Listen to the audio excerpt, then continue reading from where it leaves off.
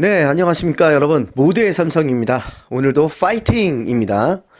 자, 여러분, 우리가 삼성전자를 왜 투자할까요? 예, 이유는 단 하나겠죠. 어쨌든, 삼성전자에 투자한다는 건 내가 투자로서, 주식 투자로서, 삼성전자 투자로서 돈을 벌겠다. 예, 그렇죠. 근데 그걸 한번 되돌아보면, 삼성전자는 언제 주주들에게 큰 돈을 돌려줬을까요? 예, 삼성전자는 반도체 시장으로 들어갔을 때 개인용 PC와 그리고 인터넷의 발달로 큰 영업이익을 얻게 됐고요. 그리고 나서 삼성전자에게 무슨 일이 있었을까요? 스마트폰 시장이 열렸던 겁니다. 그 시장에서 삼성전자가 빠르게 스마트폰 산업으로 진출을 하고 그리고 나서 거기서 성공을 거뒀고 서버 시장이 발달한 겁니다. 많은 정보가 필요했고 그래서 고사양의 기술이 발달된 메모리들이 계속 필요했던 겁니다. 그래서 삼성전자는 그 뒤로 수익을 엄청나게 안겨줬고요. 주가도 상승했고 주주들도 기쁨을 얻었습니다. 네, 그리고 서버 시장이 발달되면서 이 서버를 관리할 수 있는 데이터 센터가 필요했던 겁니다. 이 데이터 센터의 투자가 증폭적으로 또 늘어나게 되면 어느 기업이 당연히 수혜를 받을까요? 그렇죠. 반도체 기업입니다. 그럼 어딜까요? 우리나라는 삼성전자, SK 밖에 없는 거죠. 또 다른 지금 큰 시장이 열리고 있고 그 시장에서 수혜받는 삼성전자에 투자하는 것은 결코 여러분 훌륭한 선택이라고 저는 생각합니다.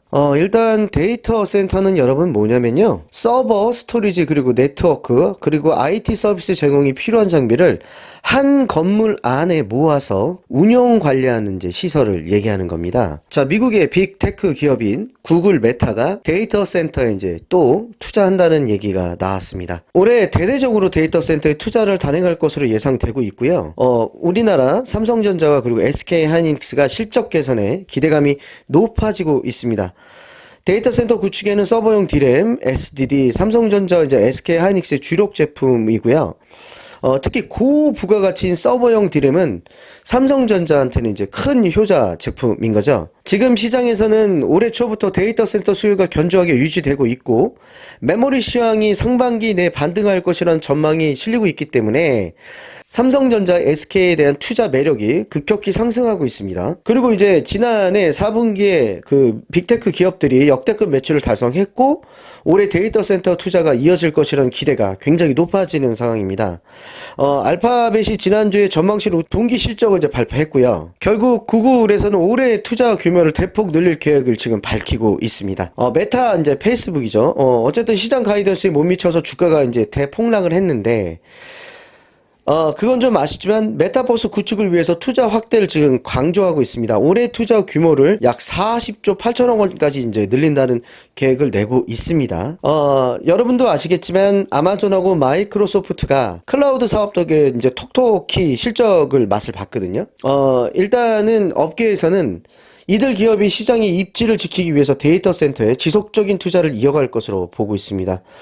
여러분들은 아마존이 뭐 인터넷 시장에서 상품 판매나 뭐 이런 것들로만 알고 계시지만 아마존은 사실 아마존 웹 서비스가 많은 매출을 차지하고 있습니다. 지난해 622억 달러를 이제 벌여들였어요. 622억 달러가 무슨 큰 의미가 있냐면 직전 연도 대비해서 매출 성장률이 39.5%에 이르렀다고 말하고 있거든요. 이것은 뭘 의미하느냐? 서버용 D램의 수요가 지속적으로 계속 성장할 것이라는 얘기를 말하고 있고요. 그렇게 되면 삼성전자의 매출과 영업이익에 큰 상방의 열림을 얘기하고 있습니다. 데이터를 사용하고 처리하는 기반은 이제 메모리 반도체입니다. 근데 이 통상 하나의 센터의 D램이 2천만 기가바이트가 들어간다고 하고요. 낸드 플래시가 7억 5천만 기가바이트가 요구되는 것으로 알고 있습니다. 지금 삼성전자하고 SK 하이닉스의 D램 총 매출 가운데 40%를 담당하는 게 서버용 D램이고요. 이 서버용 D램과 SDD, 솔리드 스테이트 드라이브는 데이터 센터 구축에 반드시 필요한 것들이죠. 4, 5년 전부터 대규모로 투자된 서버 교체 수요가 지속적으로 하반기부터는 DDR5 중심의 수요가 이제 강세된다고 얘기하고 있고요.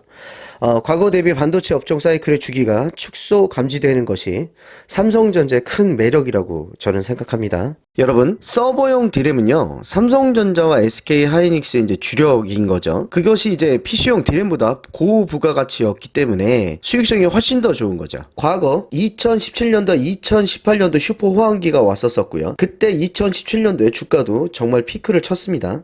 지난해에는 4분기에 당초 제기됐던 부정적인 업황 우려에도 불구하고 호실적 배경을 거둔 이제 배경이 됐던 거죠. 올해는 DDR5 보급이 본격 확대될 것으로 지금 전망되고는 있습니다. 그러면 이제 수익성은 훨씬 더 커지겠죠, 여러분.